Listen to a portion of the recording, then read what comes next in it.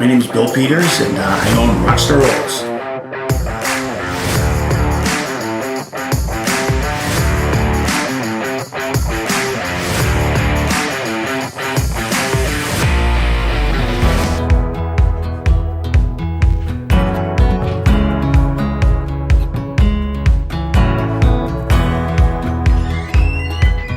All right, come on in.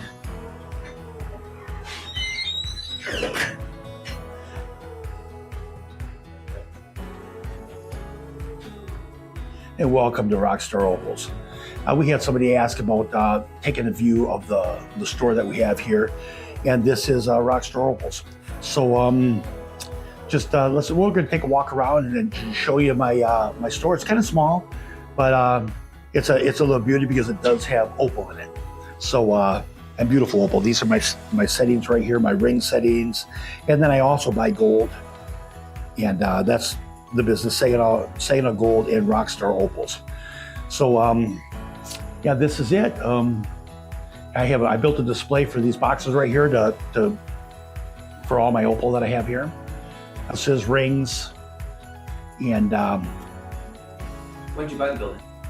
2023 November. And was it a gem store before you bought it? Yeah, it was a Saginaw Gold Exchange, and I bought it from a friend of mine that was not feeling very well, and I was retiring from another company that I owned for 40 years. So I'm the perfect guy. I'm the perfect guy for this kind of business because I'm kind of like a jerk sometimes. And then we've got in here, this is where all the magic happens at this place. So this is my Cab King right here, and this is where I cut some beauties at. So it's small, it's a little cramped, but I'm not claustrophobic, so it works out perfect for me. And she's a little dirty, and then I have stones right here, down in here. These could be gems too, but they're not. I don't think they are.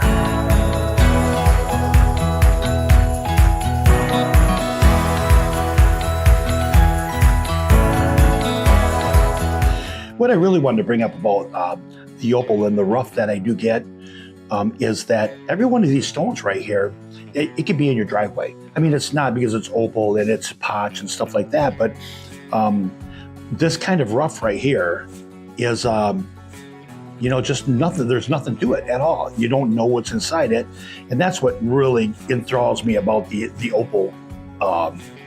The stone itself is like, you don't know. And the gem is inside this stone. So what's ever inside this, you don't even know until you cut into it.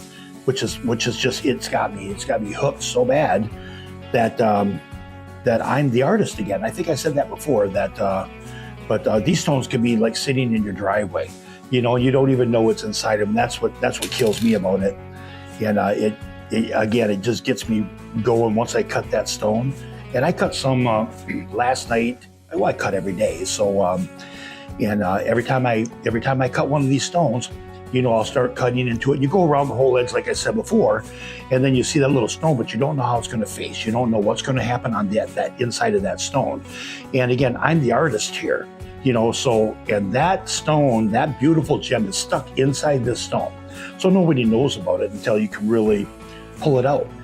And I just absolutely love it. And I love the challenge. Always, you're looking for just a little bit of color. A little bit of color, and then you can chase that color once you find it.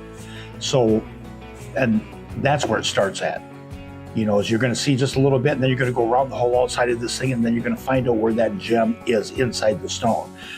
And then you'll go from there. And I like freeforms, but freeforms are very expensive to set, especially with gold, $4,500.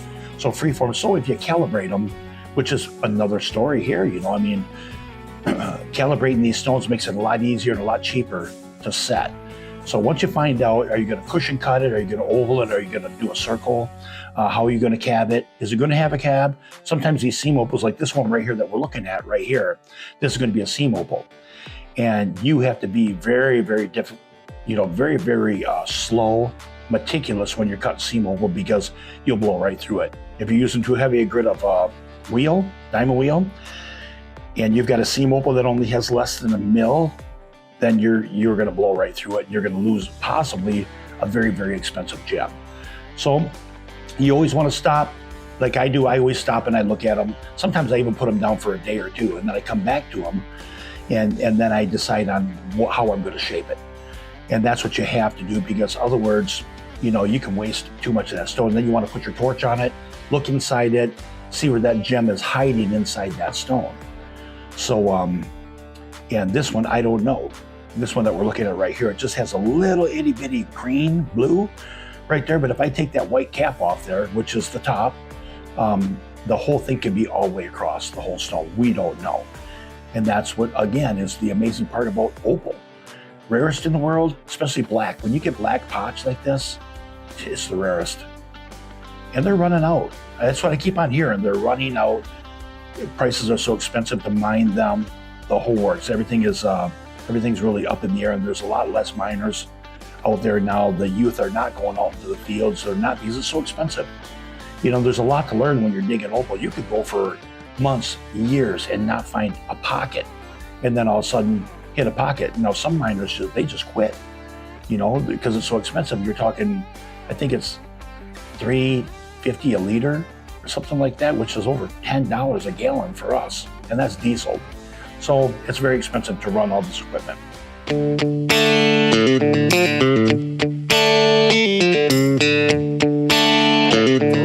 So again, going back to what I like about this stuff is that I have learned how to find the color in these opals. I don't know what it is. I watched a lot of YouTube videos with Justin and with Riley and all these other opal cutters, and there's a lot of them out there. And Adam is a friend of mine. He's in the United States. He's one of the best cutters in the world. And just talking with these guys, learning how, once you get down to that color, I was just talking about the mill, itty bitty little mill. And I personally I don't know what it is, but I can find the color. So, and some people have a little more difficult time. So when you're looking at these are all rubs right here. And a friend of mine does these, and he's a great guy. And these are rubs, and it's really hard to decide if these are decent or not. Decent rubs. They look like they're kind of potchy, but I like the color. When I find the color, even in a rub, I still rub it out where you get the best color and you get the best opportunity to cut a gem. And these that I'm looking at right here, these are just rubs, and I don't know if there's any gems in them. So, but very, very cool, very nice stuff. But you don't know what's inside these stones. And here, this is a perfect thing right here. Is to look at these right here and see, is there a gem in any of this? Like this one right here. There's not a gem in this stone. Yet it's a rub. Same with this one. Is there a gem in that stone? There's not a gem in this stone. Same with this one. This is just basically potch and color. So there's really no gem here at all. This one's just a black stone. And I'll show you some of my rubs. I've got scads of them, as a matter of fact. And you can look at the rubs, the difference between when I'm finding color and other people are finding color. My color is quite evident. It's right there. And I even put a good enough polish on it. Like I go down to a 3,000. So when I'm cutting a stone, whether it's a rub, whether it doesn't matter what it is, it's still going to have a 3,000 grit polish on it. So, and they look a lot better.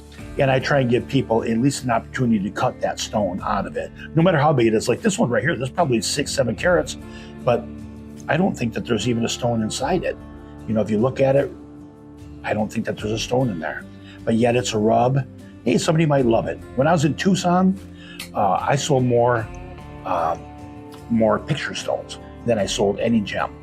So people liked them. I didn't understand it. My prices were cheap.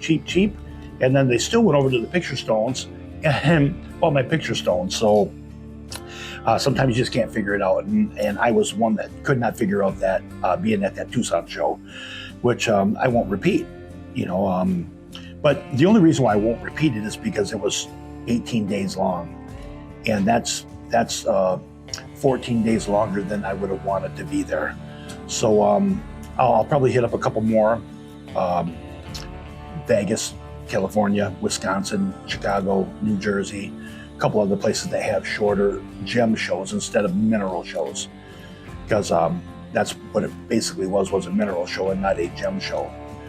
So yeah, but that's a good thing with the rough turning into rubs, trying to figure out where the color is, and then taking your time once you reach that color.